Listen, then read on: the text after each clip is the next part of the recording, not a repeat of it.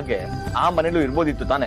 ನೀನು ನನ್ ಜೊತೆ ಇರೋದು ಬೇರೆ ದಾರಿ ಇಲ್ಲ ಅಂತ ಅಲ್ಲ, ಇರೋದು ಇದು ಒಂದೇ ದಾರಿ ಅಂತ. ಅದು ಒಂಥರ ನಂಬಿಕೆನೆ ಅಲ್ವಾ?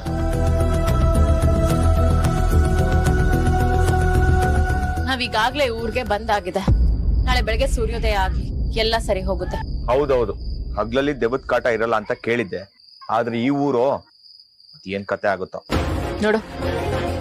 ಸುಮ್ನೆ ಏನೇನೋ ಯೋಚನೆ ಮಾಡ್ಬೇಡ, ನಡಿ ಹೋಗೋಣ. ಎಲ್ಲಿಗೆ ಹೋಗೋದು? ಅದು ಈ ಕತ್ಲಲ್ಲಿ? ಬೆಳಗ್ಗೆ ತನಕ ಇಲ್ಲೇ ಎಲ್ಲಾದ್ರೂ ಇರೋಣ ಅಂತ ನನಗೂ ಆಸೆ ಇದೆ. ಆದ್ರೆ ಇರ್ತೀವೋ ಇಲ್ವೋ ಅಂತ ಡೌಟ್.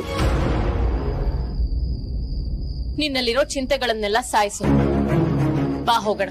ಒಂದ್ ಊರು ಅಂದ್ಮೇಲೆ ದೇವಸ್ಥಾನಗಳಿದ್ದೇ ಇರುತ್ತೆ. ಈ ರಾತ್ರಿ ಕಳಿಯೋದಕ್ಕೆ ಹತ್ರದಲ್ಲಿ ಯಾವ್ದಾದ್ರು ದೇವಸ್ಥಾನ ಇದೆಯಾ ನೋಡೋಣ, ಬಾ.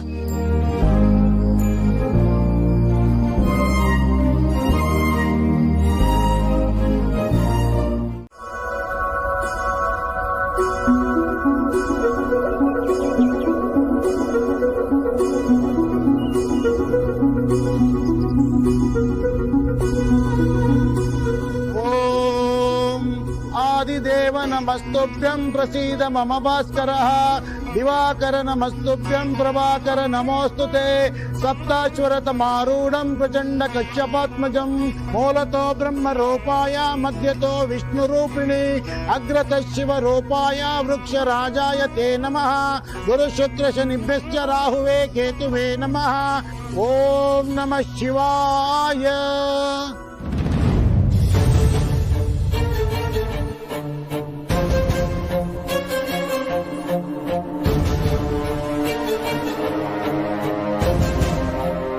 ಎಲ್ಲೋ ನೋಡಿದ್ದೀನಲ್ಲ, ಕಣ್ಣೂರ್ಗೆ ಯಾಕೆ ಇವಳು ಬಂದಿದ್ದಾಳೆ? ಈ ಮುಖ ಎಲ್ಲೋ ನನಗೆ ತುಂಬಾ ಪರಿಚಯ ಇರೋ ಇದೆಯಲ್ಲ, ಆದ್ರೆ ಎಲ್ಲಿ ಅಂತ ಗೊತ್ತಾಗ್ತಾ ಇಲ್ಲ.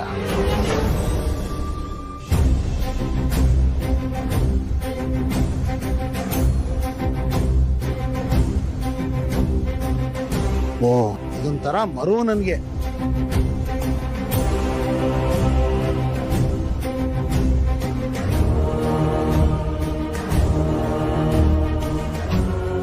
ಗುರುಗಳೇ, ಗುರುಗಳೇ. ಓ ವಸಂತ,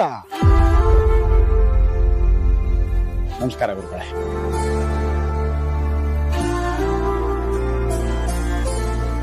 ಯಾಕೆ ಗುರುಗಳೇ, ಏನಾಯ್ತು? ಏನ್ ಯೋಚನೆ ಮಾಡ್ತಾ ಇದ್ದೀರಿ? ಹೌದು ವಸಂತ, ಆ ಕಂಬದ ಹಿಂದೆ ಒಂದು ಹೆಣ್ಮಗಳು ಕೂತಿದ್ದಾಳೆ. ಎಲ್ಲೋ ನೋಡಿದ್ದೀನಿ ಅಂತ ಅನಿಸ್ತಾ ಇದೆ.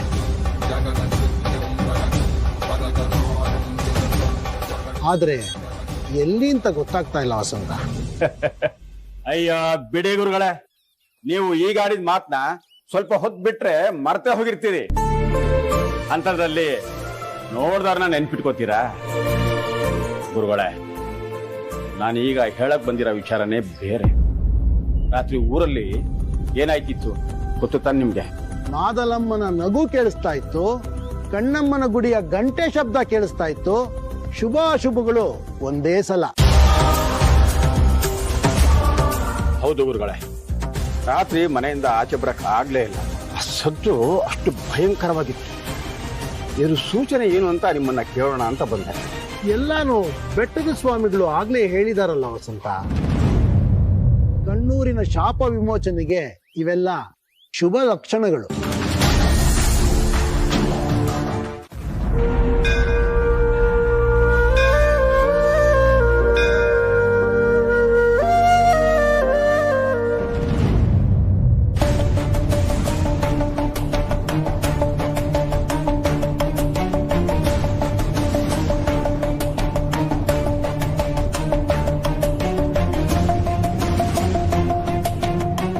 ಎಲ್ರು ನಮ್ ಕಡೆ ಯಾಕೆ ಹೀಗ್ ನೋಡ್ತಾ ಇದಾರೆ? ಊರಿಗೆ ಹೊಸಬ್ರು ಬಂದ್ರೆ ಎಲ್ರು ಹೀಗ್ ನೋಡ್ತಾರ?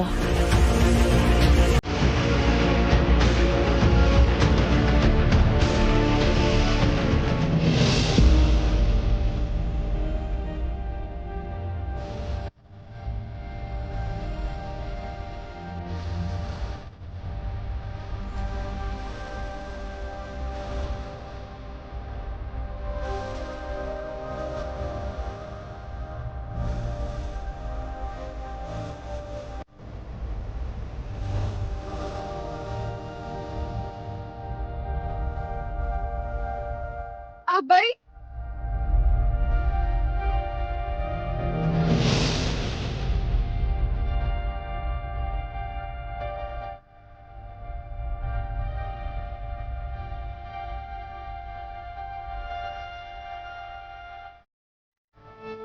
ಎಷ್ಟು ದಿನದಿಂದ ನಿನ್ಗೋಸ್ಕರ ಕಾಯ್ತಾ ಇದ್ದೆ.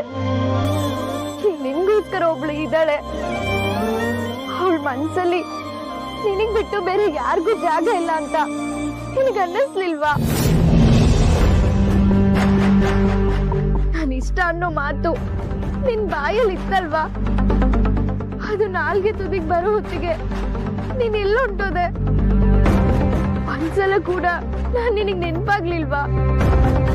ಇಲ್ಲಿ ನಾನು ನೀನ್ ಇವತ್ ಬರ್ತೀಯಾ ನಾಳೆ ಬರ್ತೀಯಾ ಅಂತ ನಿನಗ್ ಕಾಯೋದೇ ಆಯ್ತು. ಯಾಕೆ ಬೈದ್ ನಿನಗ್ ಅರ್ಥ ಆಗ್ಲಿಲ್ಲ?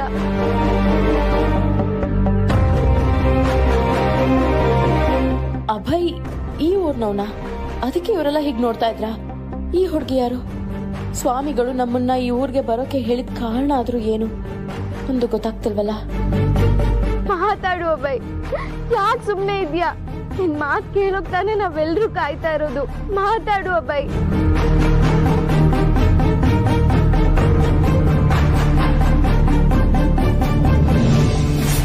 ಎಕ್ಸ್ಕ್ಯೂಸ್ ಮೀ, ಯಾರ್ ನೀನು?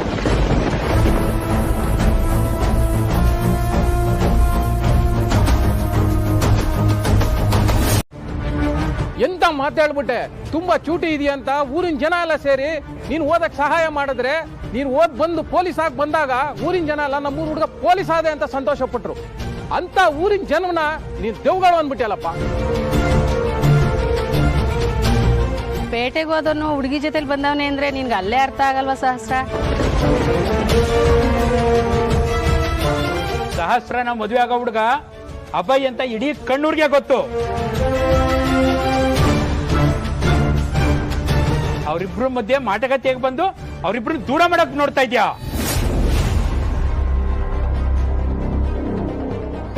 ಏನ್ ನೋಡ್ತಿದ್ದೀವಿ? ಅವ ವಸಂತ ಕರ್ಕಬ.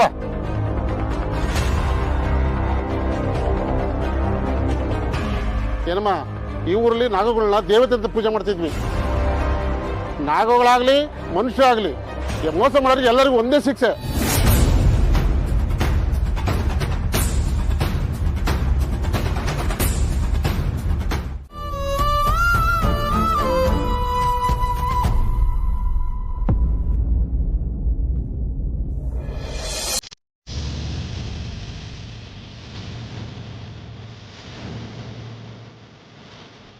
ಅಭಯ್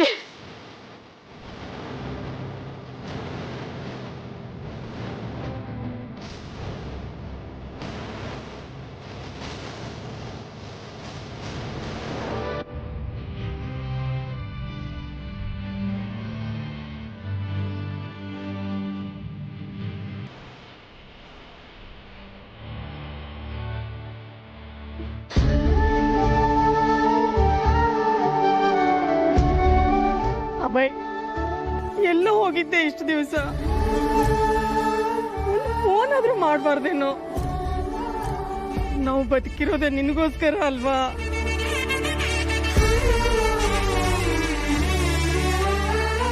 ಲೇ ಮಗ, ನೀನು ಕೆಲಸದ ವಿಚಾರವಾಗಿ ಆಚೆ ಹೋಗಿರ್ಬೋದು. ಇಷ್ಟು ದಿನ ಬರದೇ ಇದ್ರೆ ಹೆತ್ತೋರ್ ಸಂಕಟ ಏನು ಅಂತ ಗೊತ್ತೇನೋ ನಿನಗೆ?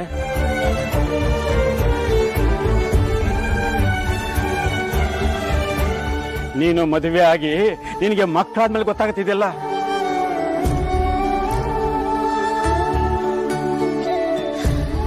ರೀ, ಅವನಿಗೆ ಯಾಕ್ರಿ ಬೈತಾ ಇದ್ದೀರಾ? ಎಲ್ಲ ಆಗಿರೋದು ಆ ನಾಗಿಣಿಯಿಂದ.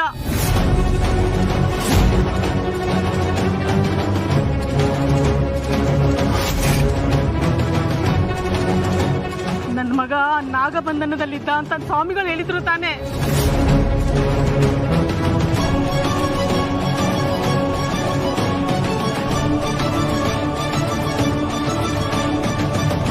ಅಲ್ಲಿಂದ ತಪ್ಪಿಸ್ಕೊಂಡು ಬರಕ್ಕೆ ನನ್ನ ಮಗ ಎಷ್ಟು ಕಷ್ಟಪಟ್ಟನೋ ಏನೋ.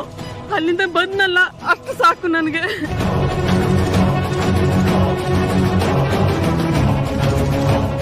ಅಯ್ಯೋ ಪ್ರೇಮಕ, ನಿನ್ ಮಗ ಬಂದಿದ್ದಾನೆ ಅಷ್ಟೇ, ಬುದ್ಧಿ ಬದಲಾಗಿದೆ.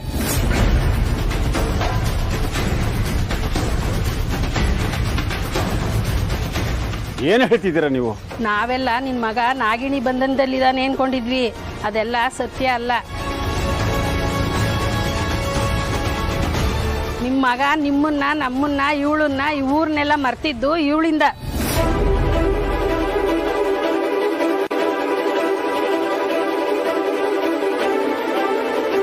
ಹೌದು ಸಂತಣ್ಣ, ಅಬ್ಬಾಯಿ ಬಂದಿರೋದು ಇವಳ ಜೊತೆ.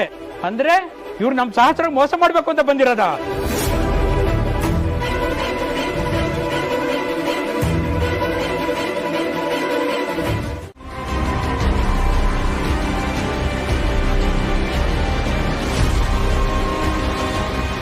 ಶತಶೃಂಗ, ನಿನ್ ಕಣಿಗೆ ಏನಾಯ್ತು? ಅದು ಅಯ್ಯೋ, ನಮ್ ದೇವತೆ ಕಣ್ಣಮ್ಮ ಒಂದ್ ಕಣ್ಣಲ್ಲಿ ಇರ್ಬೇಕಾದ್ರೆ ಅದನ್ನ ನೋಡ್ಕೊಂಡು ನಾನು ಹೆಂಗಿರ್ಲಿ, ಅದಕ್ಕೆ ನನ್ನ ಕಣ್ಣನ್ನು ತಿವಿದ್ಬಿಟ್ಟು ಅಮ್ಮನವ್ರ ಪಾದಕ್ಕೆ ಅರ್ಪಿಸ್ಬಿಟ್ಟೆ.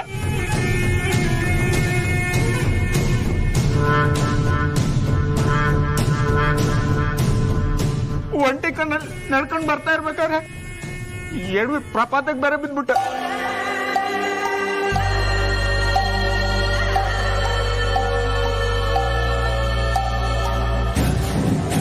ಹೋದ ಜನ್ಮದಲ್ಲಿ ನಾಗಿಣಿ ಕಣ್ಣಮ್ಮನ ಕಣ್ಣು ಕಿತ್ಕೊಂಡು ಹೋಗ್ತಾ ಇರ್ಬೇಕಾದ್ರೆ ನಾನು ಅಡ್ಡ ಬಂದೆ, ಅದಕ್ಕೆ ನಾನು ಸಾಯಿಸ್ಬಿಟ್ಲು. ಹೋದ ಜನ್ಮದಲ್ಲಿ ಕಣ್ಣೂರಿಗೆ ಮಾಡಿದ ಅನ್ಯಾಯ ಸಾಲದು ಅಂತ ಈ ಜನ್ಮದಲ್ಲೂ ಅದೇ ಕೆಲಸ ಮಾಡ್ತಿದ್ದಾಳು.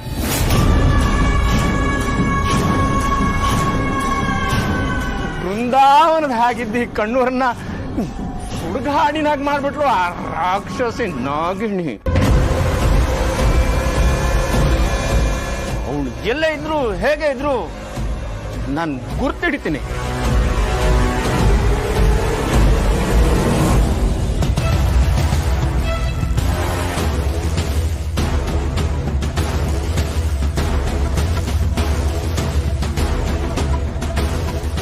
ನೀನೇ ನಾಗಿಣಿ ಅಂತ ಇಲ್ಲಿ ಸೇರಿರೋ ಜನಕ್ಕೆ ಹೇಳಿದ್ರೆ ಇವರು ನಿನ್ನ ಸಾಯಿಸೋಕೆ 2 ನಿಮಿಷ ಆಗ್ಬೋದಲ್ವಾ? ಹೇಳೋ ಕೆಲಸ ಮಾಡಿದ್ರೆ ಮರುಕ್ಷಣದಲ್ಲಿ ನಿನ್ನ ಸಾವಾಗುತ್ತೆ ಶತಶೃಂಗ.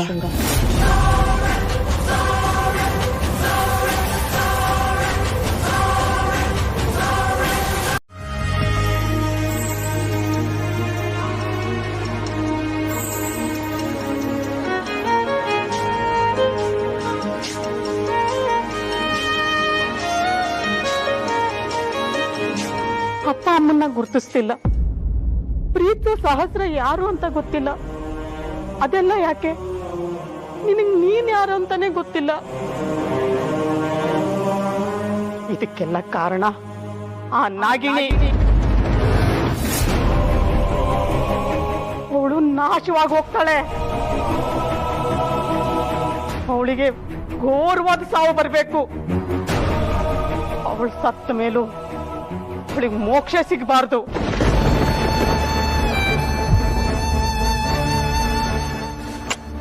ಪ್ರೇಮ, ಸಮಾಧಾನ ಮಾಡ್ಕೋ. ಮಗನ್ನ ಈ ಸ್ಥಿತಿನಲ್ಲಿ ನೋಡಿ ನಾನ್ ಹೇಗ್ರಿ ಸಮಾಧಾನವಾಗಿರ್ಲಿ? ತಗೊಳಪ್ಪ, ನೀರ್ ಕುಡಿ. ಅತ್ತೆ, ನೀವೇನು ಯೋಚನೆ ಮಾಡ್ಬೇಡಿ. ದೀಪೇಶ್ವರಿ ದಾರಿ ತೋರಿಸಿದಾಳಲ್ವಾ, ಇದಕ್ ಬೇಕಾಗಿರೋದು ಚಂದ್ರಶಿಲಾ ಬಳ್ಳಿ ಮಾತ್ರ. ಅದನ್ನ ತಂದ್ಬಿಟ್ರೆ ಅಭಯ್ ಮೊದ್ಲಿನ ತರ ಆಗ್ತಾರೆ.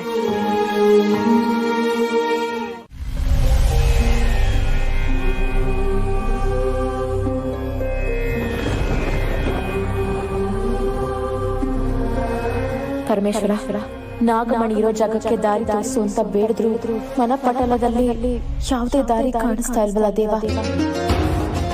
ನಾಗಣಿಯಾಗಿ ಬದಲಾಗಲು ಪ್ರಯತ್ನ ಪಟ್ರು ಆಗ್ತಾ ಇಲ್ಲ. ಯಾಕೆ ಪರಮೇಶ್ವರ, ನನ್ಗೆ ಯಾಕೆ ಬದಲಾಗಕ್ಕೆ ಸಾಧ್ಯ ಆಗ್ತಿಲ್ಲ?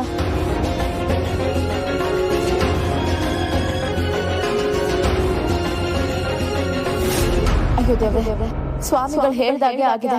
ಈ ಊರಲ್ಲಿ ನಾನು ನಾಗಣಿಯಾಗಿ ಬದಲಾಗೋದಕ್ಕೆ ಸಾಧ್ಯನೇ ಇಲ್ಲ. ನಾಗಮಣಿ ಪಡಿಬೇಕು ಅಂದ್ರೆ ನಾನು ಯಾವುದೇ ಶಕ್ತಿ ಇಲ್ಲದೆ ಪ್ರಯತ್ನ ಮಾಡ್ಬೇಕು. ಯಾವ ನಾಗಶಕ್ತಿಯ ಸಹಾಯ ಕೂಡ ನನ್ಗೆ ಇರೋದಿಲ್ವಾ? ಏನ್ ಮಾಡ್ಬೇಕು ಅಂತ ಗೊತ್ತಾಗ್ತಾ ಇಲ್ವಲ್ಲ ದೇವ. ನೋಡು ನನಗೆ ಬೇರೆ ಯಾವ ಸಹಾಯ ಸಿಗುತ್ತೋ ಗೊತ್ತಿಲ್ಲ. ನಾನು ಕಣ್ಣು ಮುಚ್ಚಿ ತೆರೆಯೋಷ್ಟರಲ್ಲಿ ನನ್ನ ಎದುರು ಯಾರು ಕಾಣಿಸ್ತಾರೋ ಅವರೇ ನನಗೆ ಸಹಾಯ ಮಾಡೋರು. ಹಾಗಂತ ನಾನು ನಂಬ್ತೇನೆ.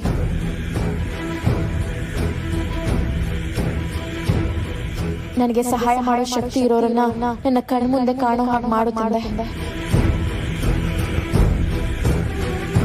ಅತ್ತೆ, ನಾನ್ ಕಾಡಿಗೆ ಹೋಗಿ ಬಳ್ಳಿ ತಗೊಂಡ್ ಬರ್ತೀನಿ.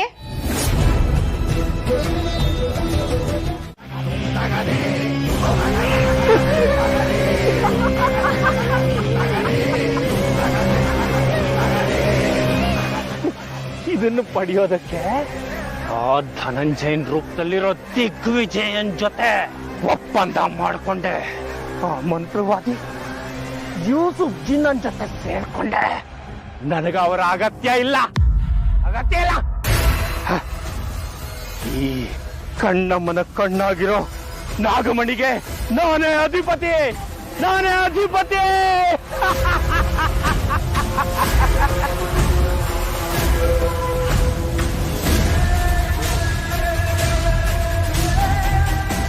ಇದು ನನ್ನ ಜೀವನದ ಮುಹೂರ್ತ.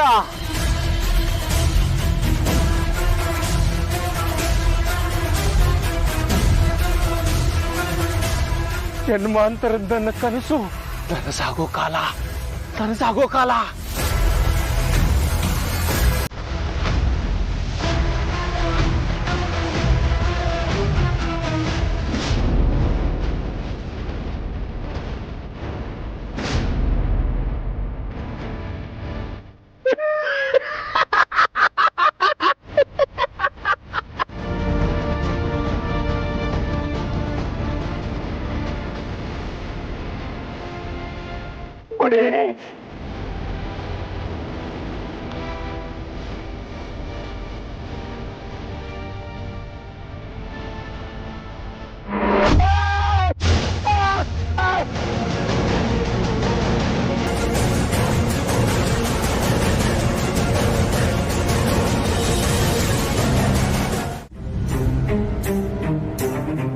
ನಾಗದ್ವೇಷ. ಇವರ ಗುಣದಲ್ಲಿ ನಾಗದ್ವೇಷ ಇಲ್ಲ. ಆ ದ್ವೇಷ ಇವರ ರಕ್ತದಲ್ಲೇ ಬೆರೆತು ಹೋಗಿದೆ. ಶತಶೃಂಗ ಅಷ್ಟರ ಮಟ್ಟಿಗೆ ಇವ್ರುಗಳನ್ನ ನಂಬಿಸ್ಬಿಟ್ಟಿದ್ದಾನೆ. ಮೊದಲು ಇವರ ಮನಸ್ಸುಗಳಿಂದ ಅವನ ದುಷ್ಟತನದ ಅರಿವು ಮೂಡಿಸಬೇಕು. ನಂತರ ಅಷ್ಟೇ ನಾನು ನಿರಪರಾಧಿ ಅಂತ ಸಾಬೀತು ಮಾಡೋದಕ್ಕೆ ಸಾಧ್ಯ. ಅಲ್ಲ, ಆ ಶತಶೃಂಗ ಇದಾರಲ್ಲ, ಅವ್ರ ಮಾತು ಯಾಕೆ ಈ ಊರಲ್ಲಿ ಅಷ್ಟೊಂದು ಬೆಲೆ? ಅವರು ಮಹಾಮಹಿಮರು. ಹೋದ ಜನ್ಮದಲ್ಲಿ ಕಣ್ಣಮ್ಮ ತಾಯಿ ದೇವಸ್ಥಾನಕ್ಕೆ ಕಾವಲರಾಗಿದ್ದವರು. ಅವನನ್ನ ಕೊಂದು ನಾಗಿನಿ ಕಣ್ಣಮ್ಮನ ಕಣ್ಣನ್ನ ಅಪಹರಿಸ್ಕೊಂಡು ಹೋಗಿದ್ದಾಳೆ. ನಂತರ ಅವನು ಮಗನಾಗಿ ಹುಟ್ಟಿ ಈ ಊರಿಗೆ ಕಣ್ಣಮ್ಮನ ಕಣ್ಣನ್ನ ತಂದು ಸೇರಿಸ್ತೀನಿ ಅಂತ ಎಲ್ರಿಗೂ ಮಾತು ಕೊಟ್ಟ. ಅದಕ್ಕೆ ಈ ಊರಲ್ಲಿ ಅವನ ಮಾತು ಅಂದ್ರೆ ಅಷ್ಟೊಂದು ಬೆಲೆ. ಅವನ ಮೇಲಿನ ಇವರ ನಂಬಿಕೆ ಎಷ್ಟು ಗಾಢವಾಗಿದೆ ಅಂದಾಗ ಅದನ್ನ ಬರೀ ಮಾತಿಂದ ಚೂರ್ ಮಾಡೋದಕ್ಕೆ ಸಾಧ್ಯನೇ ಇಲ್ಲ. ಮೊದ್ಲು ಅವನ ಮುಖವಾಡ ಕಳಿಸ್ಬೇಕು. ಅದಕ್ಕೆ ನಾನು ಏನಾದ್ರೂ ಮಾಡ್ಲೇಬೇಕು.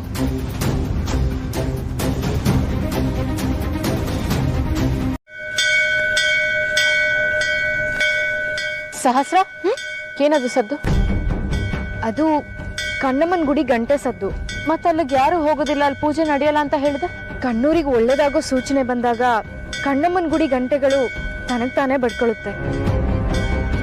ಕಳೆದ ರಾತ್ರಿ ಕೂಡ ಇಲ್ಲಿಂದ ಗಂಟೆ ಸದ್ದು ಕೇಳಿಸ್ತು. ಹಾಗೆ ಮಾದಲಮ್ಮನ ನಗುವಿನ ಸದ್ದು ಕೇಳಿಸ್ತಾ ಇತ್ತು. ಇಷ್ಟು ದಿನ ಮಾದಲಮ್ಮ ಬಿಕ್ಕಿ ಅಳ್ತಾ ಇರೋ ಸದ್ದು ಕೇಳಿಸ್ತಾ ಇತ್ತು. ಆದ್ರೆ ನಿನ್ನೆ ಮಾತ್ರ ನಗ್ತಾ ಇರೋ ಸದ್ದು ಕೇಳಿಸ್ತು. ಒಂದ್ ಕಡೆ ಶುಭ ಶಕುನ, ಇನ್ನೊಂದ್ ಕಡೆ ಅಪಶಕುನ. ಇದರಿಂದ ಕಣ್ಣೂರಿಗೆ ಏನಾಗುತ್ತೆ ಅಂತಾನೆ ಗೊತ್ತಾಗ್ತಾ ಇಲ್ಲ. ಕಣ್ಣಮ್ಮ ಸರಿ, ಈ ಮಾದಲಮ್ಮ ಯಾರು? ಮಾದಲಮ್ಮ ಕಣ್ಣಮ್ಮನ ತಂಗಿ. ಅವಳು ಕೂಡ ದೇವಿನೇ. ಆದ್ರೆ ದುಷ್ಟನಿಗೆ ವರ ಕೊಟ್ಟು ನೈವೇದ್ಯ ಸ್ವೀಕರಿಸಿದ ಕಾರಣಕ್ಕೆ ಅವಳ ದೈವ ಶಕ್ತಿ ದೂರ ಆಯ್ತು. ಮಾದಲಮ್ಮ ಕ್ಷುದ್ರ ಶಕ್ತಿ ಆದ್ಲು. ಮಾದಲಮ್ಮ ಇನ್ಯಾವತ್ತೂ ಹೊರಗಡೆ ಬರಬಾರ್ದು ಅಂತ ಕಣ್ಣಮ್ಮ ಅವಳ ಮೂಗು ಕಿವಿನ ಕತ್ತರಿಸಿದ್ಲು. ಮಾದಲಮ್ಮನ್ನ ದಂಡಕವನದಲ್ಲಿ ಬಂಧಿಸ್ಬಿಟ್ಲು. ಅವತ್ತಿಂದ ಪ್ರತಿದಿನ ರಾತ್ರಿ ಮಾದಲಮ್ಮ ಬಿಕ್ಕಿ ಬಿಕ್ಕಿ ಅಳ್ತಾ ಇರೋ ಸದ್ದು ಇಡೀ ಊರಿಗೆ ಕೇಳಿಸ್ತಾ ಇತ್ತು. ಆದ್ರೆ ನಿನ್ನೆ ಮಾತ್ರ ಮಾದಲಮ್ಮ ಅಳ್ಳಿಲ್ಲ, ಅಟ್ಟಹಾಸದಿಂದ ನಗ್ತಾ ಇದ್ಲು.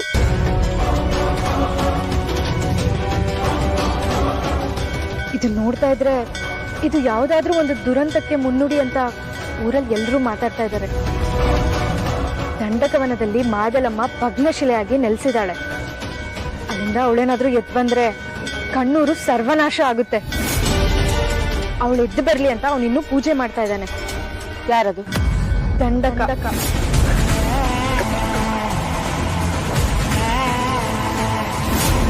ದಂಡಕ ಒಬ್ಬ ಮಹಾ ಮಾಂತ್ರಿಕ ಶಿವಾನಿ. 33 ವರ್ಷಕ್ಕೆ ಒಂದ್ಸಲ ಅವನ್ ದೇಹನ ತ್ಯಾಗ ಮಾಡಿ ಮತ್ತೊಂದ್ ದೇಹಕ್ಕೆ ಸೇರ್ಕೊಳ್ಳೋ ಅಂತ ದುಷ್ಟ ಅವನು. ನರಬಲಿ ಕೊಡೋ ರಾಕ್ಷಸ ಅವನು. ಒಂದ್ಸಲ ಅಭಯ್ ಕಾಡಿಗೋಗಿ ದಂಡಕನ ಅರೆಸ್ಟ್ ಮಾಡ್ತೀನಿ ಅಂತಾನೂ ಹೇಳಿದ್ದ.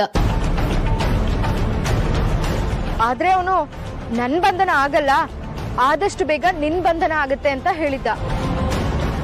ಅದಾದ್ಮೇಲೆ ನನ್ನ ಅಭಯ್ ನಾಗಗಳಿಗೆ ಬಂಧನ ಆಗಿದ್ದು.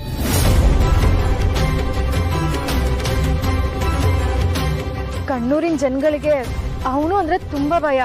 ಅದಕ್ಕೆ ಅವನಿರೋ ಕಾಡಿಗೆ ಯಾರು ಕಾಲಿಡಕ್ ಹೋಗಲ್ಲ. ಅಮಾವಾಸ್ಯೆ ಮುಂಚಿನ ದಿನ ಕಾಡಲ್ಲಿರೋ ಒಂದ್ ಭಾಗಕ್ಕೆ ಊರಿನ ಎಲ್ಲಾ ಜನಗಳು ಆಹಾರ ಪದಾರ್ಥಗಳು, ಪೂಜೆ ಪದಾರ್ಥಗಳು ಎಲ್ಲಾನು ತಗೊಂಡೋಗಿಡ್ಬೇಕು. ಅದಾದ್ಮೇಲೆ ಮುಂದಿನ ಅಮಾವಾಸ್ಯೆವರೆಗೂ ಅವನ್ ಬರೋದೇ ಇಲ್ಲ. ಇನ್ನೊಂದು ವಿಷಯ ಗೊತ್ತಾ ಶಿವಾನಿ? ಕಣ್ಣಮ್ಮನ್ ಕಣ್ಣು ಸಿಕ್ಕದ್ಮೇಲೆ ಅದನ್ನ ಮಾದಲಮ್ಮನ್ ಪಾದುಕೆ ಮಾಡ್ಬೇಕು ಅಂತ ಅವನ ಆಸೆ ಅಂತೆ. ಅದನ್ನ ಮಾಡ್ಬಿಟ್ರೆ ಕಣ್ಣಮ್ಮನ್ ದೈವತ್ವ ದೂರ ಆಗುತ್ತಂತೆ, ಮಾದಲಮ್ಮಂಗೆ ಶಕ್ತಿ ಜಾಸ್ತಿ ಆಗುತ್ತಂತೆ. ಆಮೇಲೆ ಬಂಧನ ಆಗಿರೋ ಮಾದಲಮ್ಮ ಹೊರಗಡೆ ಬರ್ತಾಳಂತೆ. ಇದೆಲ್ಲ ನನ್ಗೆ ಹೇಗ್ ಗೊತ್ತು ಅಂತನಾ? ಶತಶೃಂಗ ಅಣ್ಣ ದಂಡಕನ್ ಬಗ್ಗೆ ತುಂಬಾ ಚೆನ್ನಾಗಿ ತಿಳ್ಕೊಂಡಿದ್ರು. ಇದನ್ನೆಲ್ಲ ತಿಳ್ಕೊಳಕ್ಕೆ ಅಂತಾನೆ ಅವ್ರ ಜೊತೆ ಅವ್ರ ಶಿಷ್ಯ ಆಗಿದ್ರು ಅವರು.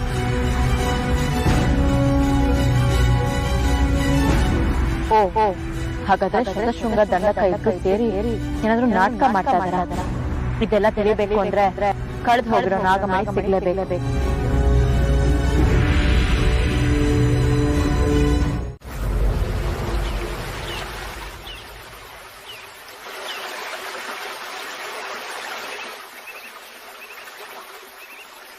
ಇಲ್ಲೇ ಎಲ್ಲೋ ಇತ್ತಲ್ಲ. ಏನ್ ಹುಡುಕ್ತಾ ಇದ್ಯಾ? ಚಂದ್ರಶಿಲಾ ಬಳ್ಳಿ. ಏನು ಹೆಸರೇ ವಿಶೇಷವಾಗಿದೆಯಲ್ಲ? ಹೌದು, ಅದು ಹೆಸರಿನಷ್ಟೇ ವಿಶೇಷವಾದ ಬಳ್ಳಿ. ಬೆಳದಿಂಗಳ ರಾತ್ರಿಲಿ ಧೂಮಕೇತಗಳು ಚಂದ್ರನ್ ಮೇಲೆ ಬಿದ್ದಾಗ ಚಂದ್ರನ್ ಮೇಲಿನ ಶಿಲೆಗಳು ಭೂಮಿ ಮೇಲೆ ಬಿತ್ತು. ಬಿದ್ದ ಶಿಲೆಗಳು ಅಶ್ವಿನಿ ದೇವತೆಗಳ ಆಶೀರ್ವಾದದಿಂದ ಚಂದ್ರಶಿಲಾ ಬಳ್ಳಿ ಆಯ್ತು. ಮತಿಗೆ ಸಂಬಂಧಪಟ್ಟಿದ್ದ ಯಾವುದೇ ರೋಗಕ್ಕೂ ಈ ಬಳ್ಳಿ ಸಿದ್ಧೌಷಧ. ನಿಮ್ಗೊಂದು ವಿಷಯ ಗೊತ್ತಾ ಶಿವಾನಿ? ಆ ಚಂದ್ರಶಿಲಾ ಬಳ್ಳಿ ಇರೋದು ಈ ಕಣ್ಣೂರಲ್ಲಿ ಮಾತ್ರ. ನನ್ನ ಅಭಯ್ ಮೊದ್ಲಿನ ತರ ಆಗ್ಬೇಕು ಅಂದ್ರೆ ಈ ಚಂದ್ರಶಿಲಾ ಬಳ್ಳಿಗಳು ಬೇಕೇ ಬೇಕು.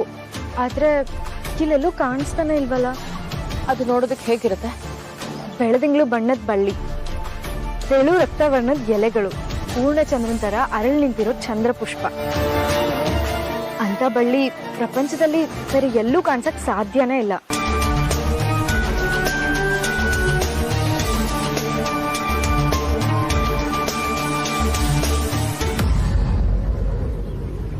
ಅಯ್ಯೋ, ಯಾಕೇನಾಯ್ತು? ಅಲ್ಲೊಂದು ಬಳ್ಳಿ ಇತ್ತು, ಬಾಡೋಗಿದೆ ಅದು. ಅದನ್ನೇ ತಗೊಂಡು ಹೋಗ್ಬೋದಲ್ವಾ? ಸತ್ತ ಬಳ್ಳಿಯಿಂದ ಪರಿಹಾರ ಮಾಡಿದ್ರೆ ಸಾವೇ ಫಲಿತಾಂಶ. ಈ ಬಳ್ಳಿ ಸಾಧಾರಣವಾಗಿ ಬಾಡಲ್ಲ ಶಿವಾನಿ. ಯಾರೋ ಇದನ್ನ ಉದ್ದೇಶಪೂರ್ವಕವಾಗಿ ಸಾಯಿಸಿದ್ದಾರೆ. ಯಾರು ಮಾಡಿರ್ಬೋದು? ಇನ್ಯಾರು? ಅದೆಲ್ಲ ಆ ಪಾಪಿ ನಾಗಿಣಿ ಮಾಡಿರ್ಬೋದು. ನನ್ನ ಅಭಯ್ಗೆ ನೆನಪು ಬರಬಾರ್ದು ಅನ್ನೋದೇ ತಾನೆ ಆ ಪಾಪಿ ಉದ್ದೇಶ.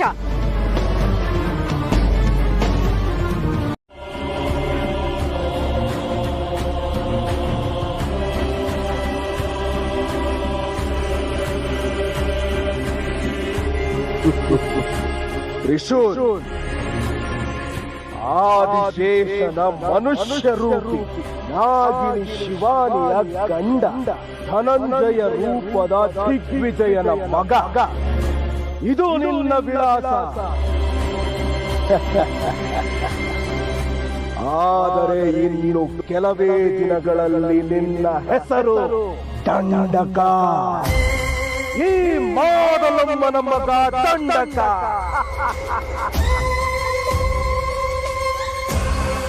ಅಮರ ಜೀವಾತ್ಮ ದಂಡಕ.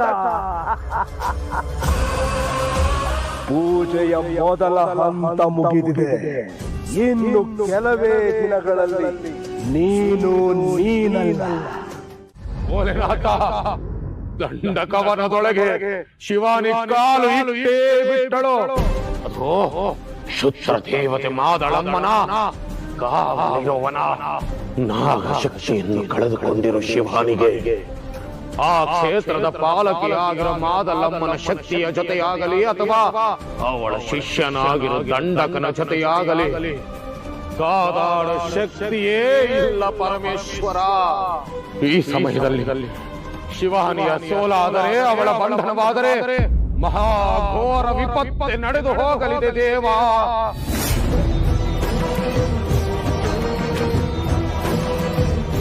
ಆ ದಂಡಕವನದೊಳಗೆ ಕಾಲನ್ನು ಇಟ್ಟು ಇದ್ದಕ್ಕಿದ್ದ ಹಾಗೆ ಅವಳ ಮನಸ್ಸನ್ನು ಬದಲಾಯಿಸಲು ಕಾರಣವಾದರೂ ಏನು ದೇವ? ದಂಡಕನ ಬಂಧನದಲ್ಲಿರುವ ತ್ರಿಶೂಲವು ಅವಳ ಕಣ್ಣಿಗೆ ಬೀಳಲಿ, ಆ ಮೂಲಕ ಸಮಸ್ಯೆ ಪರಿಹಾರವಾಗಲಿ ಎನ್ನುವುದು ನಿನ್ನ ಸೂಚನೆಯ. ಎಲ್ಲಿಯೋ ಎಂದಿಗೂ ಯಾವ ತಾತ್ವಿಕ ಶಕ್ತಿಗಳಿಗೂ ಸೋಲು ಉಂಟಾಗದಂತೆ ಕಾಪಾಡು ದೇವ, ಕಾಪಾಡು. ಅಭಯ್, ಕೂತ್ಕೊಳಪ್ಪ, ಕೂತ್ಕೋ.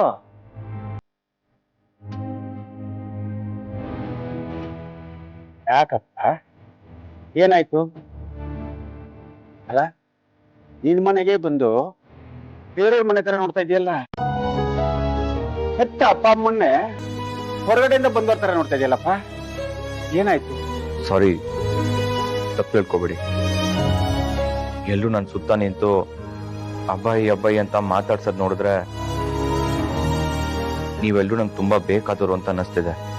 ನನಗೆ ನೀವೆಲ್ಲರೂ ನನ್ನವರು ಅಂತ ಅನ್ನಿಸ್ತಿದೆ, ಆದ್ರೆ ಯಾರು ಅಂತ ಗೊತ್ತಾಗ್ತಿಲ್ಲ. ನನಗೆ ಗೊತ್ತಿರೋದು ಒಬ್ಳೆ, ಅದೇ ಆ ಶಿವಾನಿ.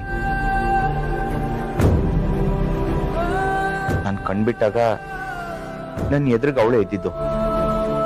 ಏನೇನೋ ನೆನ್ಪು ಬರ್ತಿದೆ, ಆದ್ರೆ ಯಾವ್ದ್ರ ಬಗ್ಗೆನೂ ಕ್ಲಾರಿಟಿ ಸಿಗ್ತಿಲ್ಲ. ಮಗನೇ, ನಿನ್ನ ಹಿಂಗ್ ನೋಡಕ್ ಆಗ್ತಿಲ್ಲ ಕಣೋ. ನೀನ್ ಹೇಗೋ ಬಂದಿದ್ದೀಯಾ, ಆದಷ್ಟು ಬೇಗ ಸರಿ ಹೋಗ್ತೀಯ ಅನ್ನೋ ನಂಬಿಕೆ ಮಾತ್ರ ನಮ್ಮ ಹತ್ರ ಇರೋದು. ನೀನೇನು ಯೋಚನೆ ಮಾಡ್ಬೇಡ. ನಮ್ ಸಹಸ್ರ ಹೋಗಿದ್ದಾಳಲ್ಲ, ಅವಳು ನಿನ್ನ ಸರಿ ಮಾಡೇ ಮಾಡ್ತಾಳೆ. ಅದು ಅವಳ ಕೈಗುಣ. ನಾನ್ ಸ್ವಲ್ಪ ಊಟ ತಗೊಂಡ್ಬರ್ತೀನಿ ನಿನ್ಗೆ. ನನ್ಗೇನ್ ಬೇಡ. ಯಾಕೋ ಮಗ ಊಟ ಬೇಡ ಅಂತಿದ್ಯಾ? ಅಲ್ಲ ಕಣೋ, ನೀನು ಆಗೆಲ್ಲ ಪೇಟೆಗೆ ಹೋದಾಗ ವಾರಕ್ಕೋ ತಿಂಗಳಿಗೋ ಒಂದ್ಸರಿ ಬಂದು, ಅಮ್ಮ ನೀನ್ ಕೈ ತುತ್ಕೊಡಮ್ಮ, ನೀನ್ ಕೈ ತುತ್ತಿಂದು ತುಂಬಾ ದಿನ ಆಯ್ತು. ಆ ಪೇಟೆ ಹೋಟ್ಲಲ್ಲಿ ಊಟ ಮಾಡಿ ನನ್ನ ನಾಲ್ಗೆ ಕೆಟ್ಟು ಹೋಗಿದೆ. ಊಟ ಕೊಡಮ್ಮ, ಊಟ ಕೊಡಮ್ಮ ಅಂತ ಕೇಳಿ ತಿಂತಿದ್ದಲ್ಲೋ. ಹೀಗೆ ಯಾಕಪ್ಪ ಬೇಡ ಅಂತ ಇದೀಯಾ? ಸ್ವಲ್ಪ ಊಟ ಮಾಡ ಪ್ಲೀಸ್. ನಾನು ನಿಮಗೆ ಬೇಜಾರು ಮಾಡ್ಬೇಕು ಅಂತ ಹೀಗೆ ಮಾತಾಡ್ತಿಲ್ಲ. ನನ್ ಮನ್ ಸರಿ ಇಲ್ಲ, ನನಗೆ ಯಾವುದು ನೆನಪಾಗ್ತಿಲ್ಲ. ದಯವಿಟ್ಟು ಫೋರ್ಸ್ ಮಾಡ್ಬೇಡಿ. ನೋಡಪ್ಪ, ಈಗ ನಿನಗೆ ಏನು ನೆನಪಿಲ್ದೆ ಇರಬಹುದು, ಆದ್ರೆ ನಮ್ ಸಹಸ್ರ ಚಿಕಿತ್ಸೆ ಶುರು ಮಾಡಿದ್ಮೇಲೆ ಎಲ್ಲ ನೆನಪಾಗುತ್ತೆ. ಎಲ್ಲ ಆ ದಂಡಕ ಮಾಡಿದ ಕೆಲಸ. ದಂಡಕಾನ? ಅದ್ಯಾರು? ಅದೇ ಕಣಪ್ಪ, ನೀನು ಇನ್ಸ್ಪೆಕ್ಟರ್ ಆಗಿದ್ದಾಗ ಅವನ್ನ ಅರೆಸ್ಟ್ ಮಾಡ್ತೀನಿ ಅಂತ ಆ ಕಾಡಕ್ ಹೋದಾಗ ಅವನೇ ನಿನ್ನ ಬಂಧಕ್ ಬಂದಲ್ಲ. ಒಂದಲ್ಲ ಒಂದಿನ ನಿನ್ನ ನಾಗಿನಿ ಬಂಧಿಸ್ತಾಳೆ ಅಂತ ಶಾಪ ಹಾಕಿದ್ನಲ್ಲ. ಅದಾದ್ಮೇಲೆ ಕಣಪ್ಪ ಹಿಂಗೆಲ್ಲ ಆಗಿದ್ದು.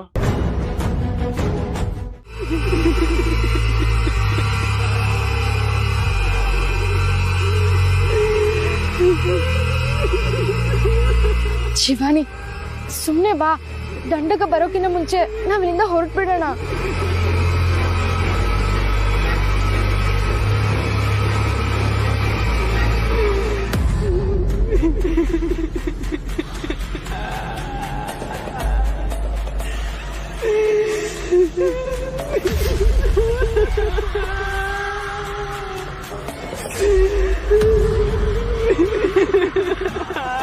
ಏನು ತಾಯಿ ನಿನ್ನಡುವಿನ ಸದ್ದು? ಇದು ಅಪಾಯದ ಮುನ್ಸೂಚನೆ.